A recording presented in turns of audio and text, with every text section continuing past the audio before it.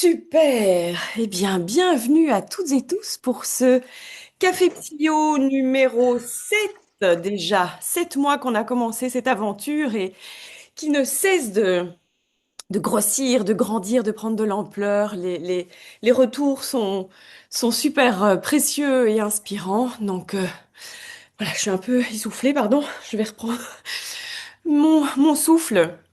Alors, ce septième Café Psyo, eh bien, il va traiter du thème de la gestion du poids et de la relaxation. Et aujourd'hui, on va faire un petit peu différemment des autres cafés psycho.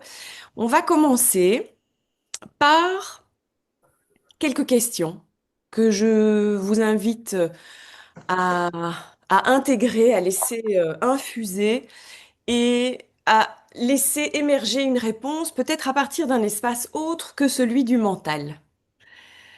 Et donc, si vous avez un bic, enfin, ou un stylo bille et une petite feuille de papier, eh bien, je vous propose de prendre tout ça à côté de vous.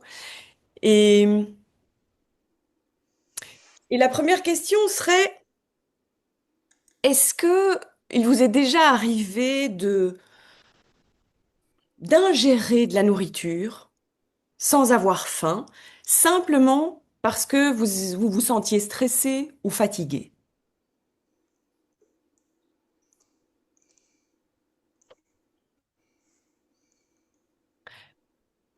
Ensuite, peut-être que vous pourriez aussi vous demander si, enfin pas si, quelle est la première chose que vous faites lorsque vous vous sentez stressé?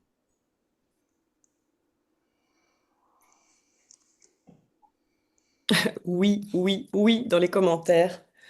Alors, il y a Catherine qui grignote, Sophie mange, crise de boulimie.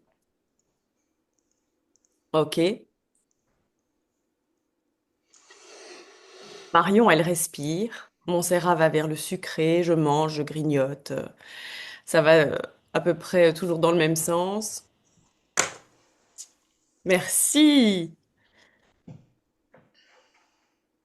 Est-ce que vous avez du coup déjà remarqué un lien entre votre état émotionnel et votre appétit?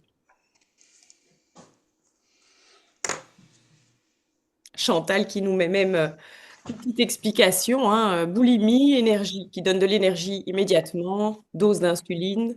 Ouais,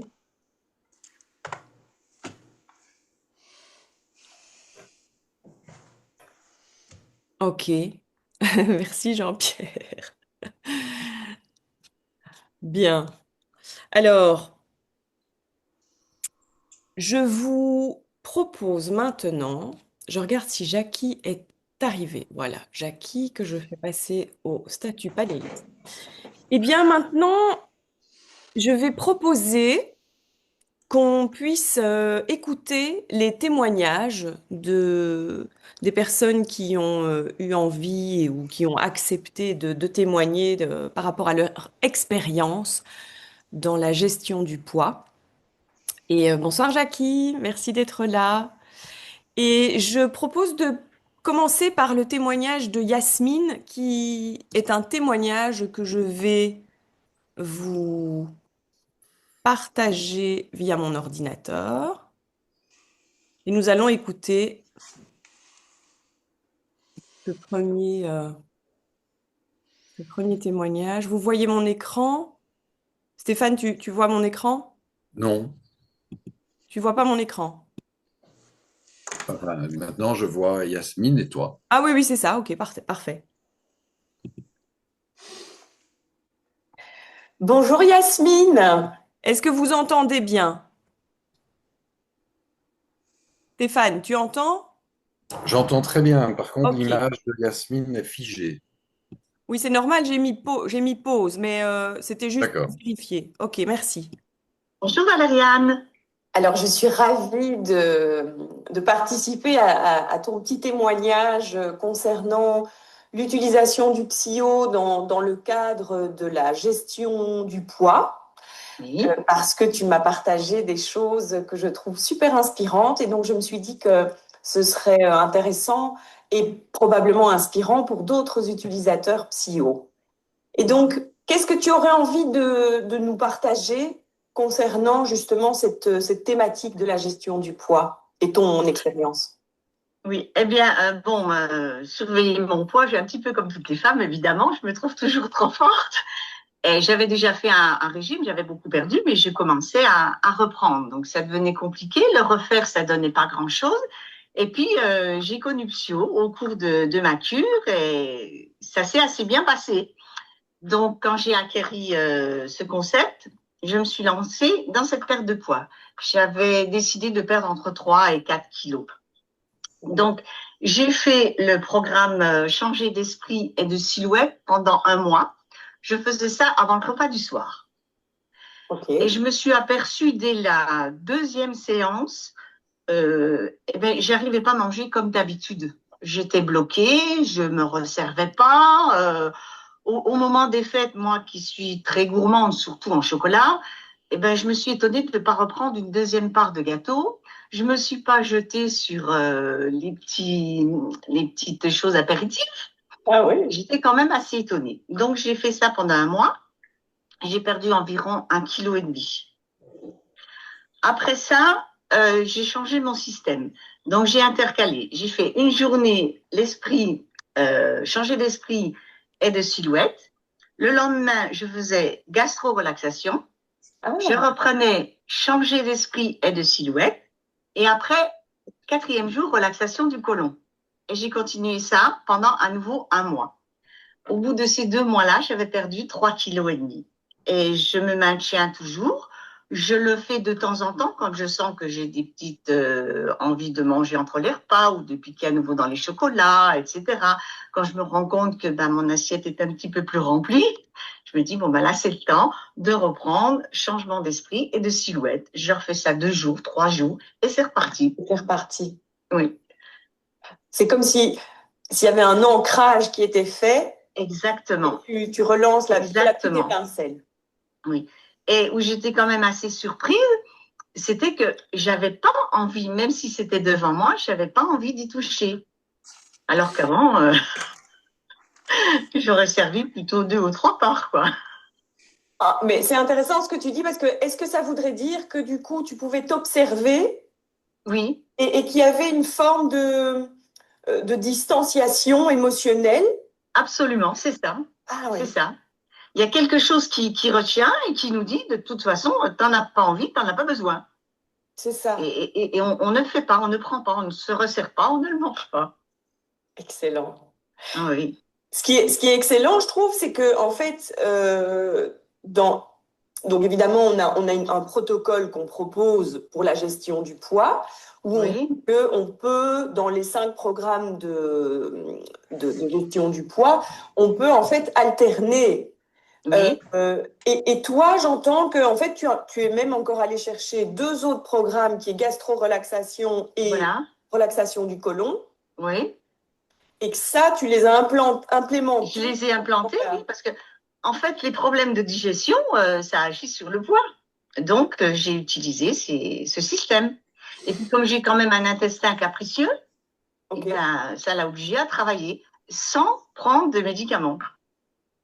Parce que là aussi, j'étais obligée de prendre quelque chose, de prendre des poudres et tout ça. C'est fini. Alors, j'ai fait d'une pierre deux coups, en fait. Donc, tu as travaillé à la fois sur ta relaxation. Voilà. Et l'arrêt des médicaments. Exactement. Exactement. Je me sers beaucoup de Spio, et sur un tas de programmes, j'ai vraiment des réussites incroyables.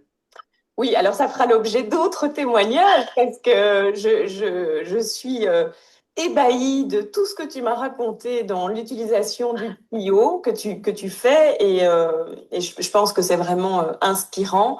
Et du coup, c'est quand tu as senti aussi les bienfaits, l'ampleur des bienfaits sur toi que tu as eu envie d'en parler autour de toi et de devenir ambassadrice finalement. Ah absolument, parce que je me dis que c'est quand même dommage. On arrive à un moment de notre vie où ça se complique. Le corps, il refuse des tas de choses, il nous donne des signaux, et puis on se bataille avec ça. Alors j'ai dit non, c'est pas possible. Donc, j'en ai parlé autour de moi, j'en ai parlé à mes amis qui avaient des problèmes comme moi, et puis bon, ben voilà, me voilà devenue ambassadrice, et je trouve ça extraordinaire de pouvoir partager un concept aussi intéressant et là où on a un résultat exceptionnel. Eh bien, écoute, Yasmine, merci beaucoup pour ton partage. C'est précieux pour nous, mais aussi pour le monde entier qui pourrait découvrir le PSIO. Donc, je te remercie vraiment pour ça. Avec plaisir. Je te souhaite une belle suite de journée et à bientôt. Merci. Belle journée à tous. Au revoir.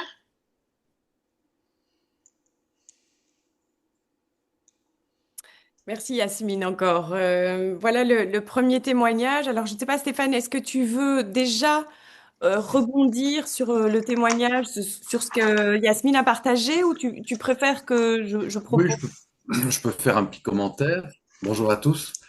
Euh, En fait, cet effet de régulation du poids vient du fait de l'architecture cérébrale, en fait, particulièrement du système nerveux autonome, qui en gros est constitué de deux branches, une branche qui accélère toutes les fonctions, mobilisation générale pour se défendre ou attaquer, c'est le fameux mécanisme du stress, et une branche qui est plutôt la branche qui mobilise tous les freins du métabolisme. Donc on a un peu comme deux câbleries qui travaillent en parallèle en permanence, une câblerie qui stimule toutes les fonctions pour mobiliser surtout, comment dire, le cerveau et l'appareil locomoteur pour se protéger, pour se sauver, attaquer ou fuir. Et puis, on a la branche qui va ralentir le métabolisme. Et effectivement, cette branche-là, c'est ce qu'on appelle le parasympathique. Faut pas retenir le nom. Logiquement, en fait, la nature est bien faite. Quand on mobilise tout pour pouvoir réagir à un événement, le système est un peu simple. Soit on mobilise tout pour agir, hein, c'est la mobilisation de l'action. Mais évidemment, quand ce système-là est déclenché, un événement arrive, voilà, eh bien la digestion est coupée, ce qui est extrêmement logique. Enfin, quand je dis la digestion, c'est tout le système digestif. Pourquoi? Parce que ça mobilise beaucoup d'énergie, la digestion, et ça mobilise aussi beaucoup de sang. Et ce sang, s'il ne va pas aux muscles et au cerveau, ben on va pas être en mesure de réagir, de se sauver primitivement ou d'attaquer primitivement. Et donc, la nature a créé ce système de relaxation et de digestion simultanément. Donc, là, toute la câblerie du freinage va se mettre en route et c'est à ce moment-là que la digestion s'ouvre. Donc, évidemment, on voit tout de suite le lien, c'est-à-dire la confusion qu'il peut y avoir entre relaxation et digestion, puisque ces deux mécanismes s'opèrent en même temps. Ce qui fait qu'il y a des tas de gens qui vont aller manger, mais en réalité, la demande n'est pas spécialement de se nourrir, la demande est de faire agir ce câblage qui entraîne tout ce qui est frein, le freinage du métabolisme. Et alors, on dit toujours, bah, si on fait de la relaxation, on va directement mesurer que la fréquence d'ouverture de la porte du frigo diminue. Voilà. Donc, inconsciemment, on se dirige vers la nourriture pour se détendre, pour installer un climat de détente, parce qu'on sait quand on digère, inconsciemment, on le sait, on se détend. Et donc, effectivement, c'est la même chose pour les drogues légales ou les drogues illégales. Elles sont prises à des fins de mobilisation du système parasympathique dans un environnement très stressant qui mobilise à l'action. Et la relaxation fait partie et la digestion font partie des moyens pour se mettre en équilibre au niveau du système nerveux autonome. Le système nerveux autonome, c'est vraiment le pilote automatique. On ne réfléchit pas à tout ce qu'on doit faire et mobiliser dans la vie, ça se fait automatiquement. Et, et c'est pour ça qu'il y a beaucoup de gens qui vont grignoter pour se détendre, en fait. Chaque fois qu'ils vont grignoter, ça va stimuler le parasympathique. Et donc, en pratiquant régulièrement les audiocamans, le PSIO, eh bien, on régule son système nerveux et on va arriver euh, ne plus avoir envie de manger pour se détendre.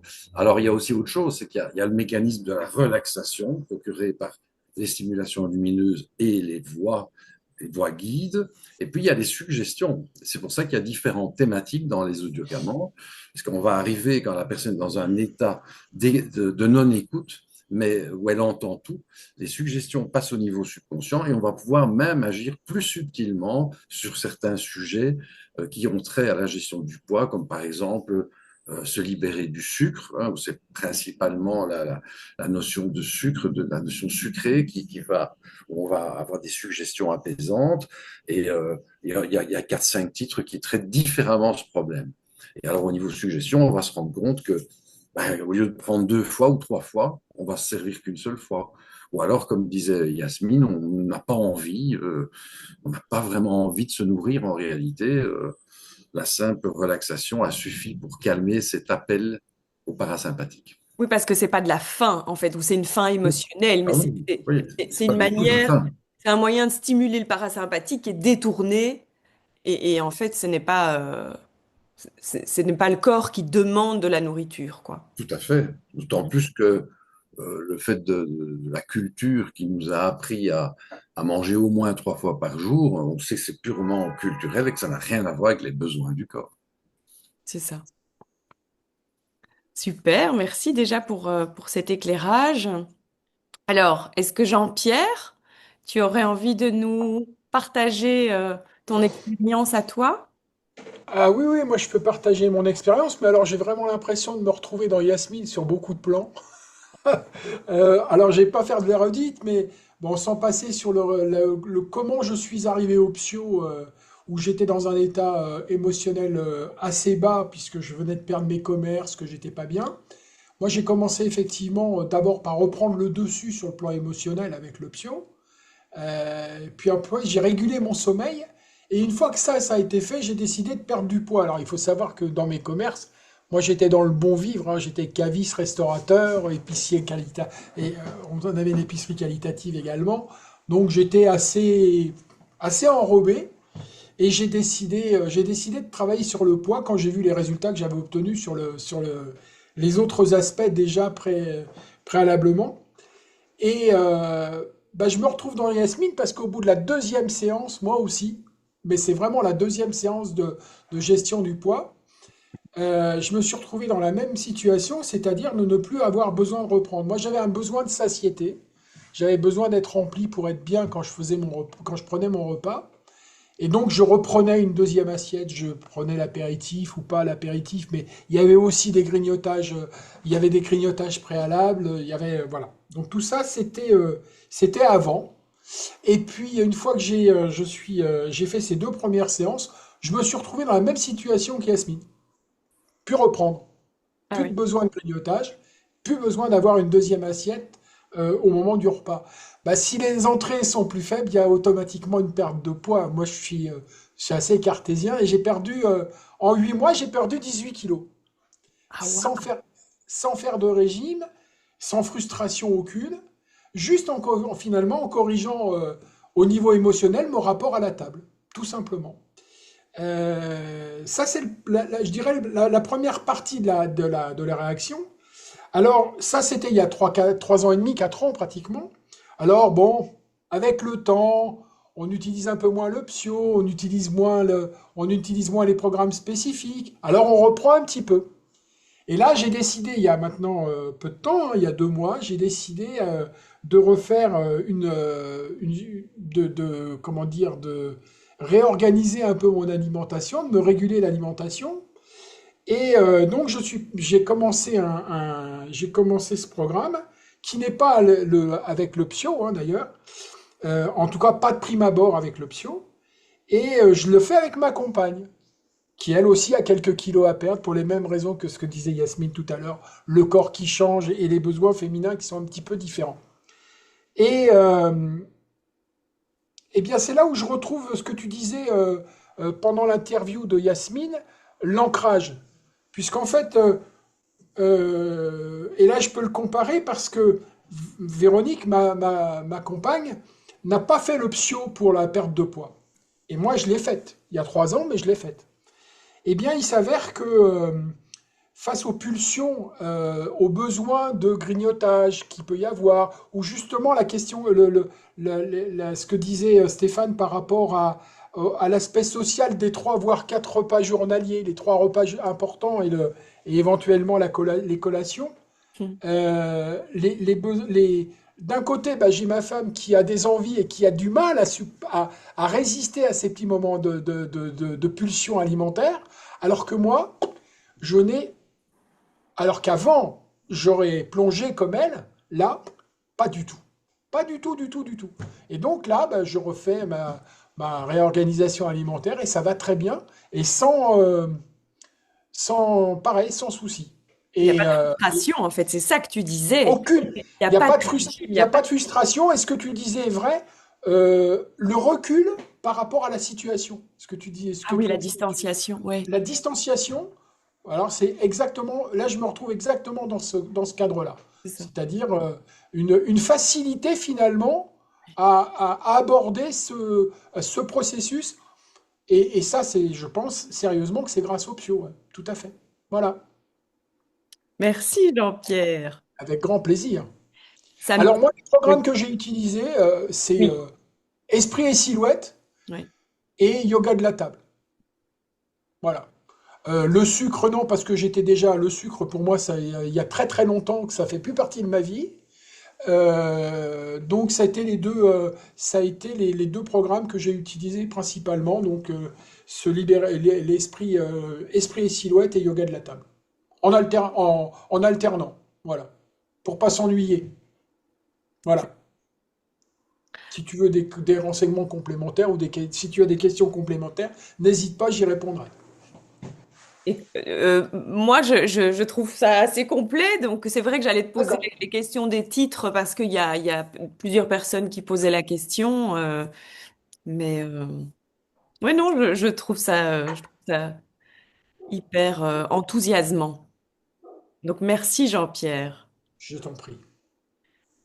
Stéphane, qu'est-ce que tu veux faire à nouveau? Est-ce que je propose à Jackie ou tu interviens maintenant pour rebondir? Oui, peut-être continuer dans la même trame, Les témoignages. témoignage avec Jackie, par exemple. Oui. Super. Jackie, est-ce que tu es prêt à nous partager ta propre expérience qui est un peu différente? Donc, parce qu'on en a parlé ce matin, mais je pense que ce sera vraiment modélisant aussi pour les gens. Tout d'abord, enfin, j'espère que vous m'entendez bien parce que j'ai pas du bon appareillage, mais moi je voudrais dire un grand merci, comme je le dis à chaque fois, à Stéphane pour la technologie que tu as inventée parce que j'ai connu cet appareil suite à un méga burn-out. Grâce à Gabriella, ils m'ont fait venir à Bruxelles pour faire une séance essai et j'étais en fait en train de m'endormir sur mon assiette au moment où j'ai connu cet appareil avec environ, par rapport à aujourd'hui, environ 20 ou 25 kilos de plus, mais ça va venir après. Et merci Stéphane pour ce que tu as inventé parce que c'est fabuleux. Donc, moi, j'ai connu cet appareil en fait grâce au burn-out et j'ai suivi un peu une autre route parce que quand j'ai eu ce burn-out, en fait, je dormais 8 à 10 heures par jour et quand je me levais, c'était pour descendre et pour manger. Donc, je peux passer de mon lit à la cuisine, de la cuisine au lit. C'était ma seule activité de la journée. Et des fois, je montais à mon lit et avant de dormir, parce que c'était impossible pour moi de dormir si je n'avais pas mes 3 tartines doubles au Nutella.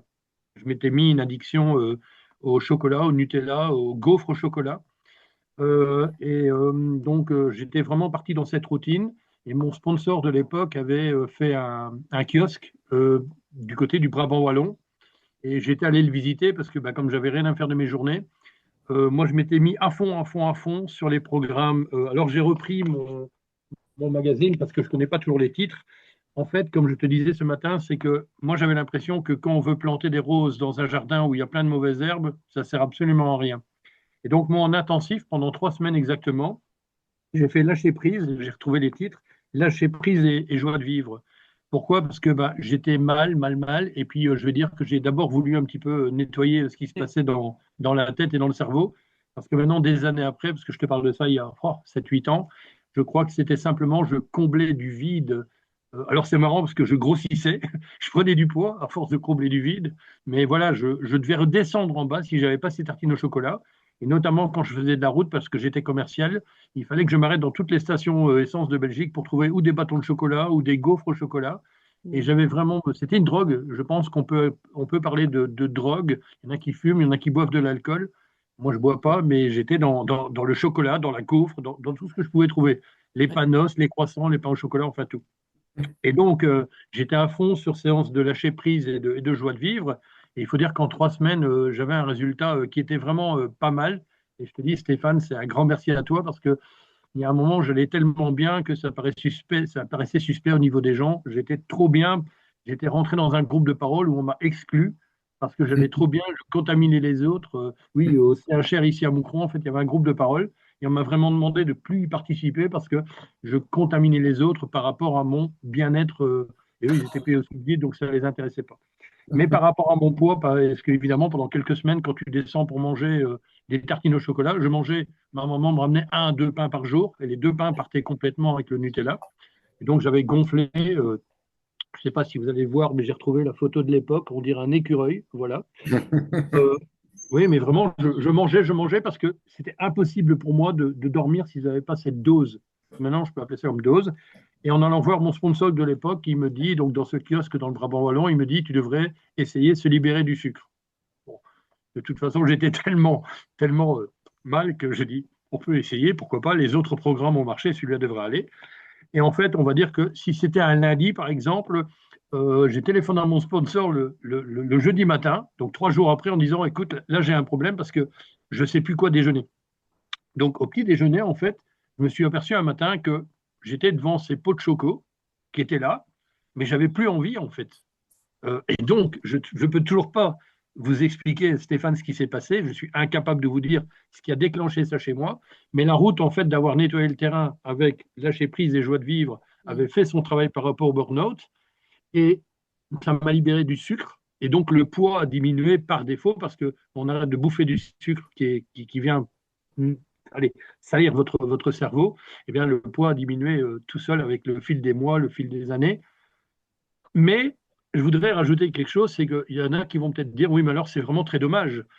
Moi, je sais manger une praline Léonidas, j'adore ça. Je sais manger un excellent gâteau au chocolat, j'adore ça. Mais mon impression, c'est que quelques jours après, j'étais plus dans cet aspect addictif. C'est-à-dire que je m'arrêtais plus sur les autoroutes pour m'acheter la gaufre. J'étais devant le panneau, bah, ils étaient là, les croissants, les pains au chocolat, mais j'en avais plus besoin. Et surtout, ben, je vais dire, j'étais arrêté, je pouvais partir dormir et profiter de dormir au pays des dieux. Ou bien moi, j'adore Hypnosleep. Je sais que les gens ne l'aiment pas, mais moi, je l'adore. Mais sans devoir redescendre un quart d'heure après en disant, il me faut cette putain de tartine au chocolat. Et donc, Stéphane, je te remercierai tout le reste de ma vie parce que grâce à toi, malheureusement, j'ai dû abandonner mon burn-out.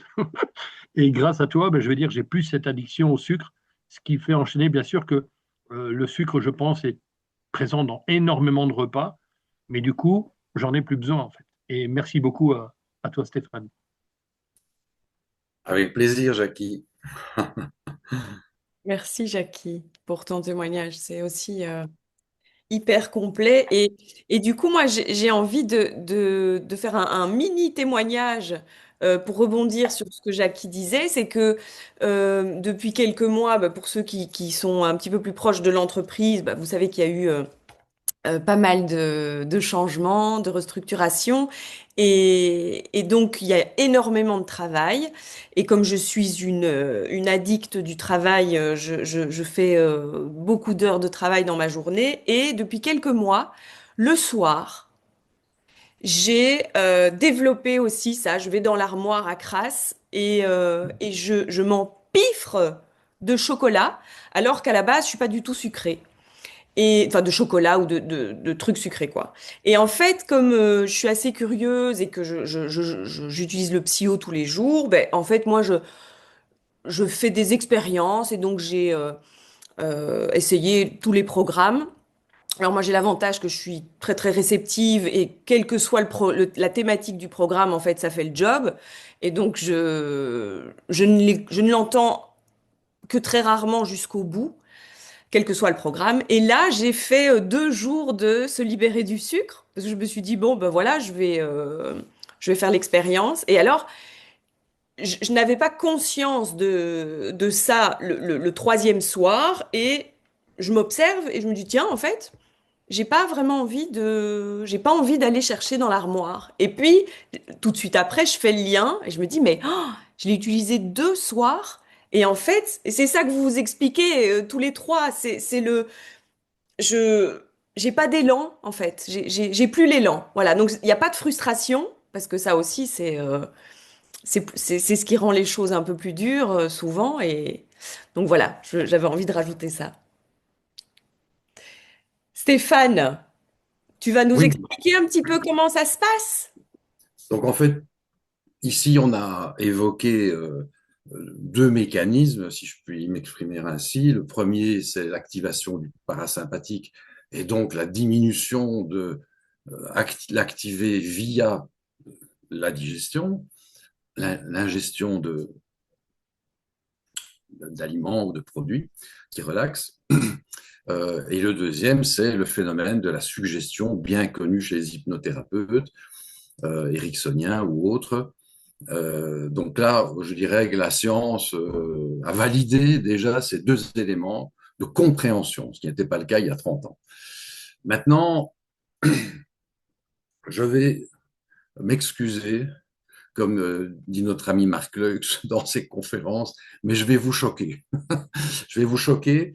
En tout cas, je m'excuse à l'avance si certains nutrithérapeutes ou euh, euh, tous les gens en conseil de nutrition sont choqués par ce que je vais dire, mais cependant, je vais vous expliquer pourquoi. Alors, la première chose, c'est la prise de conscience que nous ne savons pas grand-chose. Ça, il faut déjà partir de ce postulat-là.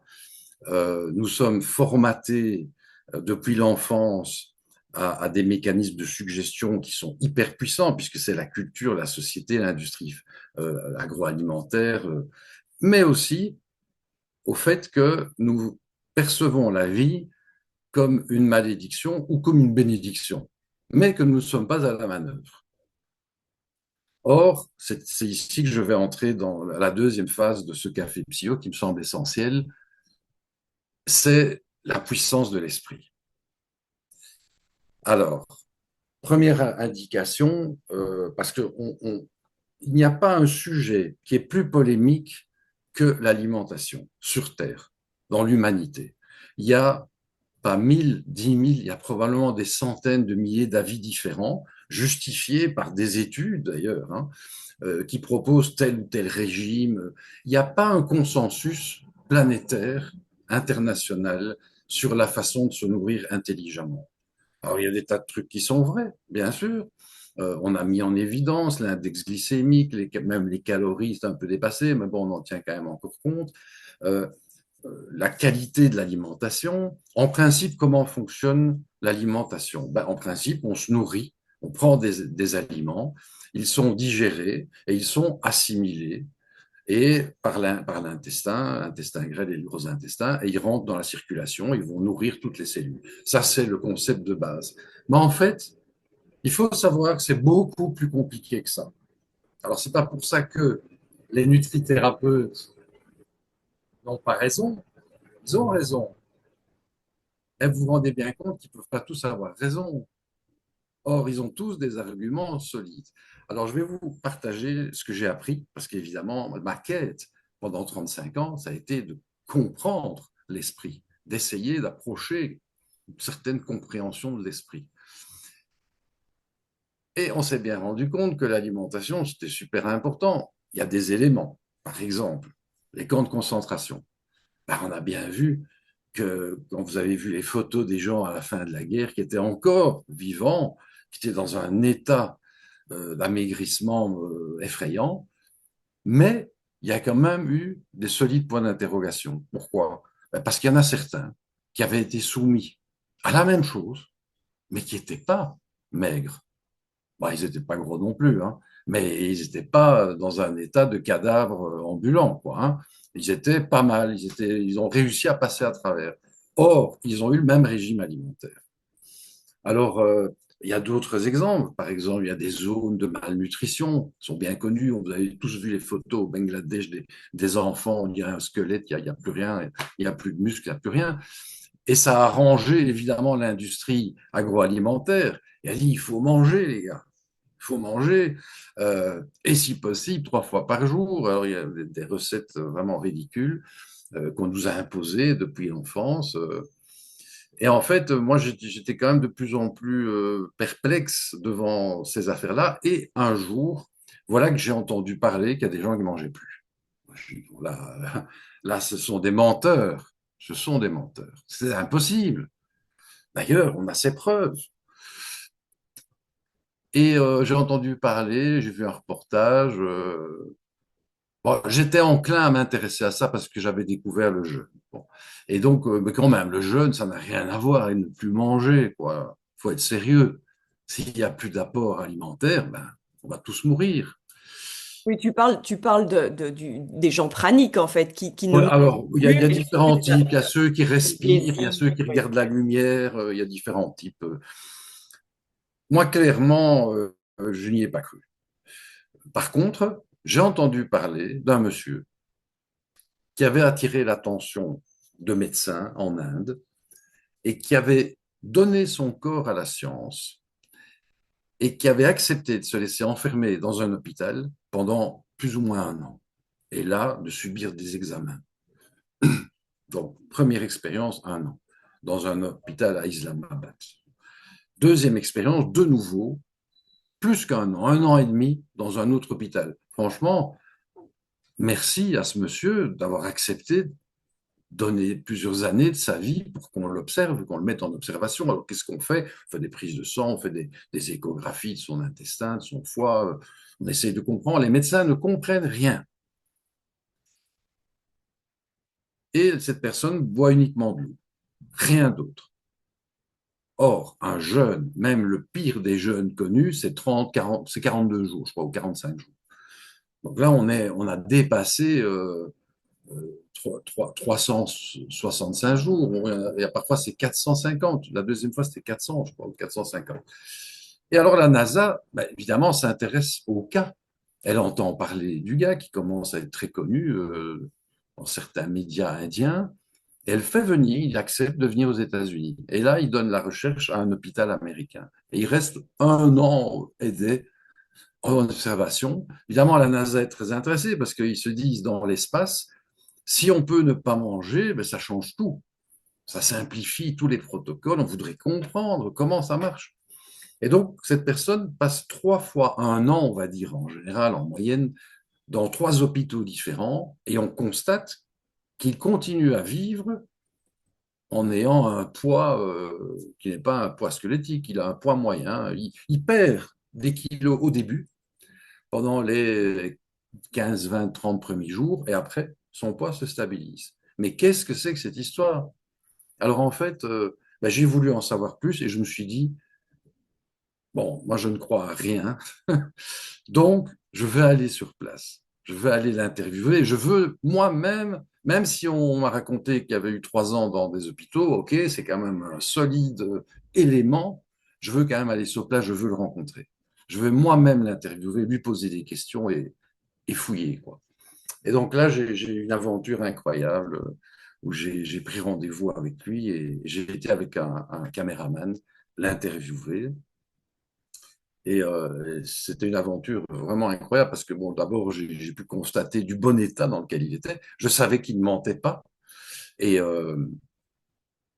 et j'ai discuté avec un de ses médecins, un des médecins qu'il avait accueilli dans un hôpital et qui m'a dit, écoutez, il faut être honnête, il y a des choses qu'on ne comprend pas. Alors, je ne vais pas entrer trop dans les détails de mon voyage en Inde. D'ailleurs, on a fait un film, et ce film va être à un moment donné produit. Et on doit encore faire les montages, etc. Mais maintenant, je vais vous partager ce que moi, instinctivement, j'ai cru comprendre. En fait, ce que j'ai appris, ça c'est connu déjà maintenant, c'est que l'intestin, c'est une usine à biosynthèse. En fait, l'intestin est capable avec la flore intestinale. En fait, c'est une usine qui fabrique tout ce qu'on peut imaginer comme molécules, comme acides aminés, vitamines, ça peut tout fabriquer. Mais si on mange, ça bloque en partie la biosynthèse. Ça veut dire que là, si on mange régulièrement, on est dépendant de la qualité de ce qu'on mange et de notre instinct à aller vers des fruits, une pomme, une banane, ou plutôt de la viande ou de la salade. Alors bon, si on n'a pas à portée de main tous les éléments nutritifs corrects, ben évidemment, il va nous manquer des choses, puisque l'usine est au repos. Alors, je ne dis pas, d'après ma perception des choses, qu'elle est totalement au repos, mais elle est solidement inhibée. Par contre, à partir du moment où on ne mange pas, après 2, 3 jours, ou même le jeûne intermittent, elle commence à se réveiller. Et là, elle va fabriquer elle-même ce dont on a besoin ou pas. Alors, et c'est là où j'en viens au psyo et à la visualisation, à la méditation, aux audiocamans, etc. Parce qu'en fait, je me suis rendu compte que quand on arrête de manger partiellement ou totalement, c'est un véritable couple qui se met en route. C'est le couple de l'usine à biosynthèse intestinale qui va travailler en couple avec l'esprit. Ça veut dire que si l'esprit est constructif, positif, a dans la tête, c'est le cas de le dire, qu'on prend soin de soi, il va produire tous les aliments dont nous avons besoin. Par contre, si l'esprit est négatif, et je pense au camp de concentration, là, ce qu'il va fabriquer, cet esprit, avec sa fameuse usine à biosynthèse, ce sont des poisons. Et c'est là où on en vient au concept hyper scientifique qui est la notion de nocebo et de placebo. Ça, c'est l'explication du nocebo et du placebo. Ça veut dire que, en fonction de votre état d'esprit, vous allez ou non produire avec votre usine personnelle à biosynthèse, avec votre vous allez aller puiser dans votre pharmacie intérieure. Il y a un livre écrit par un médecin américain là-dessus, la pharmacie intérieure. Nous avons en nous, dans nos réserves, tout ce qu'il nous faut. Mais l'état d'esprit est fondamental. Et le prendre soin de soi. À partir du moment où vous prenez en main une gélule, un médicament, vous prenez soin de vous. Et il va donc y avoir un effet placebo qui va se rajouter aux vertus du contenant de cette gélule. Prendre soin de soi, ça peut être 1000 activités, mais à partir du moment où vous êtes dans le prendre soin, vous activez les procédures positives du couple intestin-esprit. Si vous n'êtes pas dans cet état d'esprit, vous prenez des risques, parce que vous n'allez pas fabriquer des bons produits. Et donc, c'est comme ça que j'en suis venu, après 35 ans d'activité régulière, chaque année, presque chaque année, je n'ai pas raté un jeûne. Je me suis rendu compte que si j'avais le bon état d'esprit, eh bien, ça me faisait grand bien. Alors que certaines personnes qui ont peur, par exemple, de faire ça, mais il ne vaut mieux pas qu'elles le fassent. Il vaut mieux qu'elles s'informent d'abord, même si ça prend 3 ans, et que quand elles fassent leur jeûne, elles soient dans un bon état d'esprit. Je prends soin de moi, je suis dans un état positif. Et donc, évidemment, le psyo et les audiocamans, c'est l'activité privilégiée pour optimiser le couple intestin-état d'esprit, parce qu'on va non seulement consciemment prendre soin de soi, mais inconsciemment, comme nous l'avons dit dans la première partie de ce café psycho, on va envoyer toute une série de suggestions positives et apaisantes, à la fois pour le stress de manière générale, mais parfois qui vont cibler les choses. Donc, vous voyez à quel point c'est complexe tout ça. Et il faut toujours garder à l'esprit qu'on ne sait pas grand-chose. Mais on observe. Et voilà les résultats de témoignages aujourd'hui. Il y en a des centaines de milliers, puisqu'on a dépassé les millions d'utilisateurs depuis 30 ans. Et voilà, c'est ce que j'avais à partager avec vous. L'utilisation des audiocamans et du psycho, presque au quotidien ou régulièrement, c'est vraiment le compagnon de l'esprit, comme son nom l'indique, psycho, hein, le compagnon de l'esprit. Cet outil, dans ma vision des choses, doit se retrouver sur la table de nuit de toute la population. Et effectivement, plus on va en produire, plus on abaissera bien évidemment les prix. Et il arrivera sans doute une époque où ce sera pratiquement gratuit ou en location à vie. Et quand il y a un nouveau modèle qui arrive, on change automatiquement, l'entreprise change. On est au début simplement de la diffusion de cet outil pour l'esprit. Et Et il n'y a que du positif finalement quand on l'utilise et on se rend compte. Alors parfois certains vont s'arrêter parce qu'ils n'ont pas été dans la bonne situation pour se rendre compte à quel point. Alors parfois on n'en a pas besoin, hein. Il y a des personnes très jeunes qui n'ont pas de troubles liés au stress et qui vont pas bien comprendre. Alors peut-être que eux, il faudra les orienter vers plutôt à la partie dynamisante, la lumière bleue, les turbociers, etc. Mais bon, voilà. Je pense que j'ai fait une synthèse sur la complexité de ce domaine alimentaire qui aujourd'hui est encore contesté très fort par les industries, évidemment. Parce qu'il y a deux industries qui vont être contre ce que je viens de dire. C'est l'industrie agroalimentaire qui va pas être d'accord du tout en disant il faut limiter l'ingestion de nourriture. Au contraire, ils vont dire mais non, il faut mieux se nourrir, il faut prendre des nutriments, etc. Et puis, il y a l'industrie pharmaceutique, parce qu'évidemment, ce que je n'ai pas dit, c'est que quand on prend des médicaments, qu'on synthétise soi-même, on synthétise exactement ce dont on a besoin. Ce qui n'est pas le cas quand on se nourrit, on va au restaurant ou on fait la cuisine chez soi. Là, c'est exactement, la nature va fabriquer exactement le produit dont vous avez besoin. Alors bon, je pense que c'est un sujet vaste et c'est pas en une heure que je pourrais donner tous les conseils que j'ai appris au fil des années. C'est compliqué, c'est complexe, il y a plusieurs facteurs en présence, donc il faut se méfier des généralités aussi. Hein, par exemple, il y a des gens qui n'ont pas assez de réserves pour procéder de manière drastique, alors ils vont peut-être faire de l'intermittent. Et puis, il y a des gens qui ont des maladies avec des médicaments ils ne peuvent pas les arrêter d'un coup. Enfin bon, c'est pas un sujet qui se traite à la va-vite. Il faut y aller par essai-erreur et progressivement, et chaque cas est différent. Mais c'est Mais il y a des important. généralités. C'est ça, en fait, pardon, je t'interromps, mais j'allais dire ce que je crois que tu allais dire, c'est il y a des grandes lignes directrices qui sont Voilà. applicables à tout le monde, et en même temps, chaque personne est dans une forme d'unicité. Voilà, donc il faut toujours éviter de faire son petit chemin tout seul. Il y a des groupes, il y a des spécialistes, il y a des cliniques, et tout ça peut être supervisé si on a des affections graves. Hein, maintenant, il y a des études scientifiques qui prouvent que si on a un cancer et qu'on fait un jeûne, ben, personne s'en tire.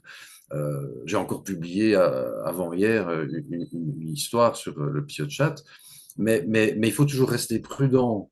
Tu vois, il y a des concepts généraux et puis il y a des cas particuliers. Mais en gros, voilà comment il faut apprendre à gérer l'alimentation et intégrer dans son quotidien les audiocarmans et le psycho. Franchement, je ne vois pas un seul exemple négatif. C'est 100% positif, soit en totalité, soit en complément d'autres choses, bien évidemment, hein. On n'a pas la panacée universelle. Il ne faut jamais croire que grâce aux psy et aux médicaments, on va tout résoudre, hein, bien évidemment. Mais par contre, c'est un outil pour toute sa vie, pour aider l'esprit à avoir le bon état d'esprit. Et comme dit Jackie, qui est déjà en fait une piqûre de rappel par rapport à, je pense, ce que Thierry Thomas avait dit dans le précédent Café Psycho, c'est que ça ne demande pas d'effort on est dans son lit, on met les lunettes et on se met en écoute, comme dit Jackie, et c'est ça qui est extraordinaire, quoi. Quand on n'a pas les ressources, on n'est pas connecté à nos ressources intérieures, eh bien, on met les lunettes et c'est parti. Bah, c'est-à-dire que pour la partie que j'ai appelée relaxation, hein, où on ne doit rien faire, on doit lâcher prise et se laisser faire, ça correspond probablement à 90% de l'énergie disponible de la population qui s'intéresse à ce sujet-là. Les gens qui pratiquent la méditation en assis redressé, et qui ont la discipline de se mettre en état de vide mental, hein, c'est un peu la métaphore dont parlait Jackie avec les fleurs dans un terrain avec plein de mauvaises herbes. Bon, quand il y a plein d'idées, c'est pas facile de faire la méditation. Il faut de la volonté, il faut de l'énergie. Et les lunettes Pio proposent toute une série de méditations. Mais c'est vrai que dans 90% des cas, on va se diriger vers l'utilisation des audiogamants. C'est une nouvelle voie quelque part qui est beaucoup plus récente, que les activités de méditation, qui ont plusieurs milliers d'années d'expérience derrière elles. Mais c'est la voie qui correspond à l'homme d'aujourd'hui, je pense, le plus. Et rien n'empêche d'évoluer une fois on est bien en équilibre, on est en pleine forme vers la méditation, on a repris le contrôle total.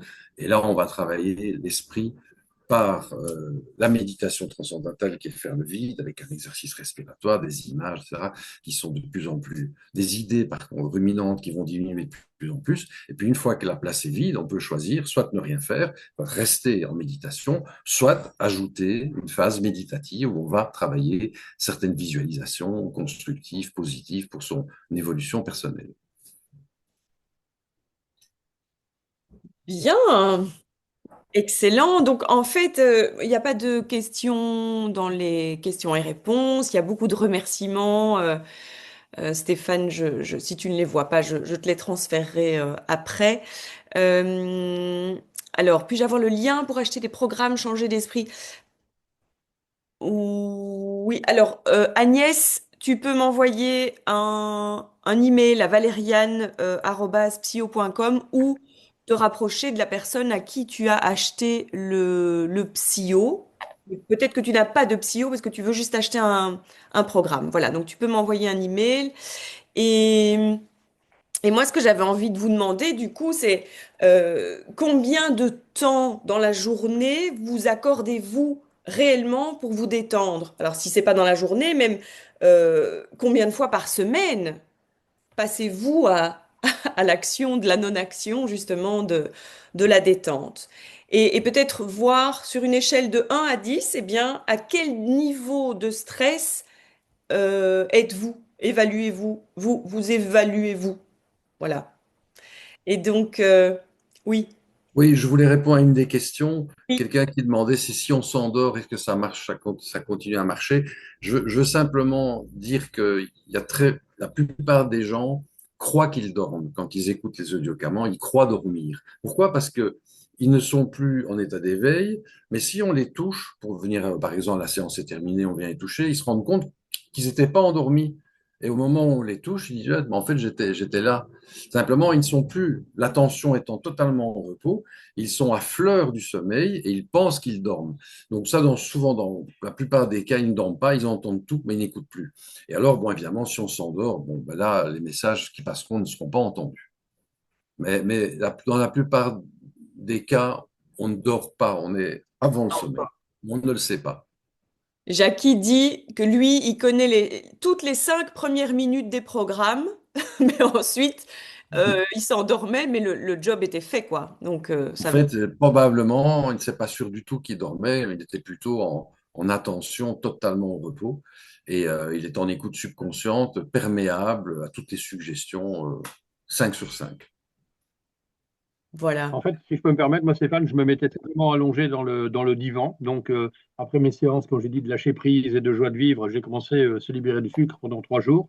Je me mettais bien allongé à mon aise sur le divan, bien dans ma tête. Je mettais le psyo et j'ai laissé faire le travail parce que je n'avais pas spécialement, comme je dis, la volonté peut-être de le faire. Mais Mm, même si je ne me souviens pas, le travail a été fait. c'est ça. Excellent. Bien, eh bien, moi, j'avais envie de conclure par cette petite phrase qui est que il est important de savoir qu'intégrer la relaxation dans son quotidien et c'est une phrase que j'ai piquée de Stéphane, est ce qui va nous demander le moins de changements, mais qui va nous apporter le plus de bienfaits. Est-ce que, Stéphane, tu confirmes? Oui, c'est un peu le protocole qu'on a proposé, parce qu'il y a des gens qui disent, oui, mais j'ai pas le temps. Ben, il y a bien un moment où tout le monde a le temps, c'est au moment où on est dans son lit et on a décidé de vouloir dormir. À ce moment-là, le fait d'intégrer le rituel Ouais. dans sa pratique quotidienne va être très simple, puisque de toute façon, la journée était terminée et c'était ça ou ruminer et attendre que ça vienne, quoi. Donc, effectivement, c'est un des points forts de cette technologie, c'est qu'elle ne prend pas de temps. C'est pas facile de trouver quelque chose qui prend pas de temps et qui rend autant de services. C'est clair. Bien, alors il y a encore une dernière question ici. Il y a quelqu'un qui voudrait proposer à ses clients un suivi correct. Alors, tout dépend de ce qu'on met dans le mot correct, mais et donc elle demande le rythme à suivre pour les programmes alimentation. Alors nous, évidemment, puisque le PSIO est conçu à la base pour une utilisation régulière, voire quotidienne à la maison, qu'est-ce que tu pourrais répondre à ça, Stéphane?